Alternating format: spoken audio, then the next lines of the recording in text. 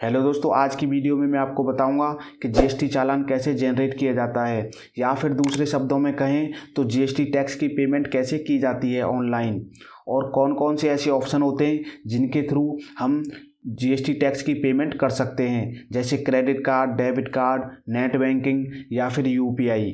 Video को detail में समझेंगे तो कहीं मत जाना, वीडियो को पूरा देखना। और अगर आप हमारे चैनल पर नए हो तो चैनल को सब्सक्राइब कर लेना, वीडियो को लाइक भी कर देना, और अगर आपका कोई क्वेश्चन है तो आप कमेंट भी कर सकते हैं।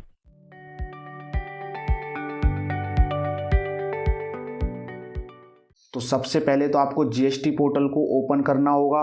उसके लिए आपको किसी भी अपने ब्राउज़र में चले जाना है और वहाँ पे आपको जीएसटी पोर्टल इस तरह से टाइप करेंगे और एंटर कर देंगे। तो आपके सामने जो पहली वेबसाइट ओपन होगी, इसको आपको क्लिक कर लेना है, और इसका लिंक भी मैं डिस्क्रिप्शन में दे दूंगा, तो आप वहां से भी जा सकते हैं। तो जीएसटी पोर्टल पे मैं क्लिक कर दूंगा। उसके बाद आपके सामने कुछ इस तरह की डिस्प्ले ओपन हो जाएगी। यहाँ पे आपको लॉगिन का ऑप्शन दिख जाएगा, तो इसको पहले हम लॉगिन कर लेते हैं। तो आप देख सकते हैं मैंने यूजर नेम, पासवर्ड और कैप्चा डाल दिया। अब मैं लॉगिन पर क्लिक कर देता हूँ। जैसे ही आप लॉगिन हो जाएंगे तो आपके सामने जीएसटी का इस तरह से पोर्टल ओपन हो जाएगा। तो हमें टैक्स पेमेंट के लिए सर्विस पे जाना होगा। तो सर्विस पे जैसे ही मैं क्लिक करूंगा तो कई सारे ऑप्शन आपको देखने को मिलेंगे, लेकिन हमें पेमेंट करनी है तो मैं पेमेंट वाले ऑप्शन पे जैसे ही कर्सर लेके आऊँगा तो उसके नीचे आपको क्रिएट चालान, चालान हिस्ट्री, सेव्ड चालान और भी कई सारे ऑप्शन आपको यहाँ पे देखने को मिल जाएंगे। लेकिन हमें चालान क्रिएट करना है तो मैं चालान क्रिएट पे चला जाऊँगा। बाकी चालान हिस्ट्री के बारे में भी मैं आपको बताऊंगा क्रिएट चालान करने के बाद, तो वीडियो को एंड तक देखते रहो। तो क्रिएट चालान पर क्लिक कर लेते हैं। जैसे ही आप क्रिएट चालान पर क्लिक करेंगे तो आपके सामने ये वाली डिस्प्ले ओपन होगी। यहाँ पे आपको रीजन फॉर चालान पूछा जाएगा, जिसमें आपको दो ऑप्शन दिखेंगे, monthly payment for quarterly return and any other payment. Suppose आप क्वार्टरली रिटर्न फाइल करते हो और मंथली पेमेंट करते हो तो आपको ये वाला ऑप्शन चूज करना होगा। लेकिन अगर आप मंथली रिटर्न फाइल करते हो और मंथली पेमेंट करते हो तो आपको एनी अदर पेमेंट वाला ऑप्शन चूज करना होगा। तो मैं एनी अदर पेमेंट चूज कर लूँगा और उसके बाद प्रोसीड पे क्लिक कर देता हूँ। देन आपके सामने चालान वाली डिस्प्ले ओपन हो जाएगी। यहाँ पे आपको टैक्स, इंटरेस्ट, पेनल्टी, फीस ये वाले कॉलम देखने को मिल जाएंगे। तो पहले थोड़ा सा मैं आपको समझा देता हूँ कि किस कॉलम में कौन सी वैल्यू जाती है और क्या रीजन हो सकते हैं उसके। तो देखो, टैक्स में तो वो वैल्यू जाती है, मान लो सीजीएसटी का टैक्स है तो सीजीएसटी के सामने सीजीएसटी टैक्स की वैल्यू हम डाल देंगे। ऐसे आईजीएसटी के सामने आईजीएसटी वाली वैल्यू जाएगी और एसजीएसटी के सामने एसजीएसटी वाली वैल्यू डालेंगे। उसके बाद आ जाता है इंटरेस्ट वाला कॉलम। तो इंटरेस्ट, मान लो आपने ड्यू डेट थी आपकी 20 तारीख टैक्स पेमेंट करने की और आपने 21 तारीख को पेमेंट करी टैक्स की, तो एक दिन का इंटरेस्ट आप पर लगेगा। तो वो जो इंटरेस्ट की जो अमाउंट है वो आपको एस में, आई में या सी में जहाँ पे भी डालना है वो इनके सामने आपको डाल देना होगा। सेम ऐसे ही जब आप पे कोई पेनल्टी लगती है गवर्नमेंट द्वारा तो उसकी पेनल्टी आपको इन कॉलमों में फिल करनी होती है, सी की सी में, एस की एस में और आई की आई में। और सेम ऐसे ही फीस, जब आप कोई रिटर्न फाइल करते हो और वो ड्यू डेट के बाद करते हो तो आपको फीस पर डे के हिसाब से देनी होती है, तो वो एस की एस में, सी की सी में जाएगी। तो पहले अब हम यहाँ पे जनरेट कर लेते हैं। ये मेरे को टैक्स पेमेंट करना है, मैंने एक शीट बना के रखी है। तो सीजीएसटी में मेरे को 4062 रुपये पे करने हैं। तो सीजीएसटी के कॉलम में मैं 4062 डाल देता हूँ। उसके बाद मैं देख लेता हूँ आईजीएसटी में 6300 रुपये पे करने हैं। तो आईजीएसटी के कॉलम में ही मैं 6300 रुपये डाल दूंगा और एसजीएसटी में फिर से 4062 मेरे को पे करने हैं। तो आप देखेंगे टोटल चालान वैल्यू आपकी यहाँ आ जाएगी और सी का टोटल इधर आएगा, आई का इधर आएगा और एस का इधर आएगा। अब ये टोटल क्यों आ रहा है, अभी आप देखेंगे यही वैल्यू सेम यहाँ पे आ रही है। लेकिन अगर आप इंटरेस्ट, मान लो आपका 10 रुपये इंटरेस्ट है तो 10 रुपये से ये वैल्यू बढ़ जाएगी, क्योंकि ये और ये प्लस हो जाएंगे यहाँ पे, और यहाँ पे टोटल 10 रुपये बढ़ जाएंगे। ऐसे ही मान लो आपको एसजीएसटी में भी 10 रुपये पे करने हैं इंटरेस्ट में, तो आपका इस तरह से डाल देना है। और आपको अगर फ़ीस पे करनी है कुछ भी, मान लो 10 रुपये फ़ीस पे करनी है तो इस तरह से आपको यहाँ पे डाल देनी है। लेकिन फ़िलहाल मुझे सिर्फ यही टैक्स की वैल्यू पे करनी है, ना कि ये पे करनी है इंटरेस्ट और फीस, तो मैं इनको हटा देता हूँ। ये मैंने आपको दिखाने के लिए डाले थे कि इस तरह से आपको डालने होते हैं। और अब आप देखेंगे यहाँ पे ऑटोमेटिक वैल्यू कैलकुलेट हो जाएगी, आपको कुछ भी करने की ज़रूरत नहीं है।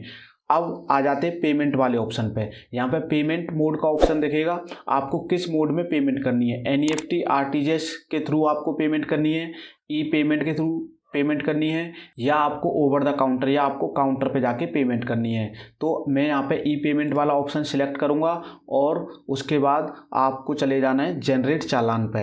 लेकिन अगर आप चालान को सेव करना चाहते हैं, आप इसको अभी पे नहीं करना चाहते, अभी इसको आप सेव करके रखना चाहते हैं, तो आप सेव भी कर सकते हैं। आप इस सेव पे करेंगे और आपका चालान सेव हो जाएगा।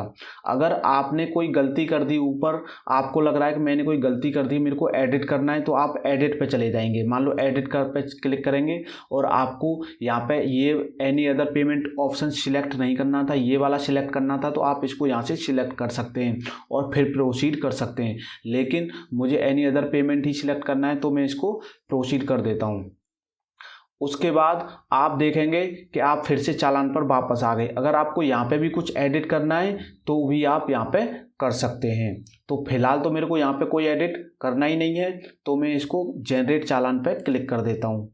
जैसे ही मैं क्लिक करूँगा तो चालान सक्सेसफुली जनरेटेड हो जाएगा, लेकिन पेमेंट नहीं हुई, चालान जनरेट हुआ है। आपका ये GST चालान की डिटेल आ जाएगी, CPIN ये हो गया, डेट ये हो गई, एक्सपायरी डेट ये हो गई, मतलब इस तरह से डेट आपके सामने आ जाएगी। अब आपको करना क्या है, आपको नीचे आ जाना है और select mode of E payment यहाँ पे सिलेक्ट करना है। तो अब आप देखेंगे भीम UPI का भी ऑप्शन आपके सामने है, आप इसके थ्रू भी पेमेंट कर सकते हैं। बस इसका थोड़ा सा एक आपको प्रोसेस है, उस प्रोसेस से गुजरना पड़ता है, उसके लिए मैं अलग वीडियो बनाऊंगा। तो फिलहाल मैं नेट बैंकिंग यहाँ पे सिलेक्ट कर लेता हूँ, या डेबिट कार्ड क्रेडिट कार्ड का ऑप्शन भी है, आप अगर इसको सिलेक्ट करना चाहते हैं तो वो भी कर सकते हैं। लेकिन मैं नेट बैंकिंग सिलेक्ट करूँगा, उसके बाद अपनी यहाँ पे बैंक सिलेक्ट कर लूँगा। तो इतनी सारी बैंक आपके सामने ओपन हो जाएंगी। तो फिलहाल मेरी एक्सिस बैंक है, तो मैं एक्सिस बैंक सिलेक्ट कर लेता हूँ और उसके बाद इसको क्लिक करना होगा, इस चीज़ को आप ध्यान रखना। उसके बाद आपको मेक पेमेंट पे क्लिक कर देना है। जैसे ही मेक पेमेंट पे क्लिक करेंगे तो आपको यहाँ पे दो ऑप्शन दिखेंगे, कॉरपोरेट बैंकिंग यूज़र और रिटेल बैंकिंग यूज़र।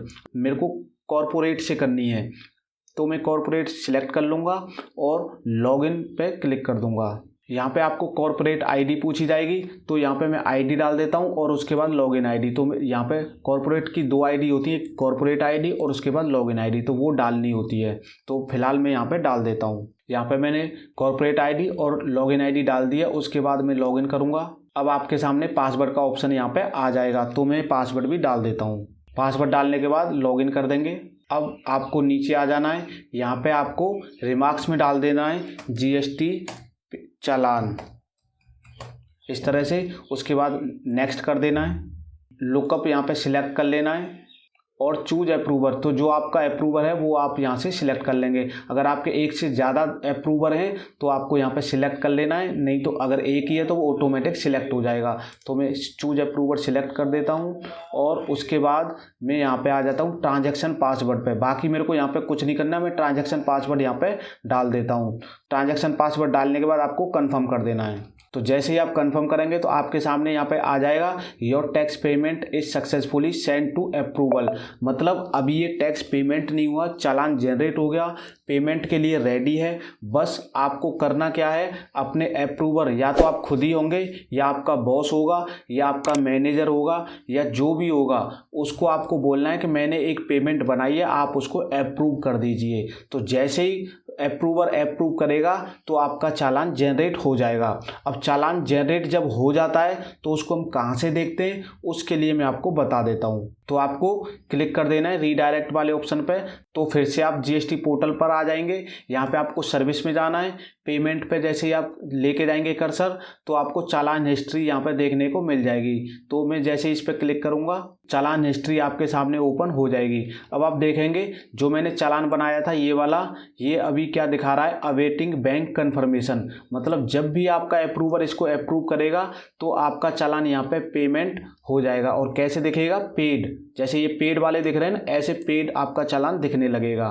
और जब आपका चालान पेड हो जाएगा तो आप कहाँ से डाउनलोड करना आपको चालान मैं बता देता हूँ। जैसे ये हमारा पेड चालान है और इसको डाउनलोड करना है तो मैं यहाँ पे कर्सर लेके जाऊँगा और इस पर क्लिक कर दूंगा। जैसे ही मैं क्लिक करूँगा तो चालान की डिटेल आ जाएगी और डाउनलोड का ऑप्शन मेरे को यहाँ पे दिख जाएगा और इस तरह से आपका चालान यहाँ पे डाउनलोड भी हो जाएगा, जीएसटी चालान रिसीट, और आप इसको अपने फोल्डर में जाके देख सकते हैं। तो दोस्तों यही प्रोसेस था जीएसटी पेमेंट करने का या जीएसटी चालान जनरेट करने का।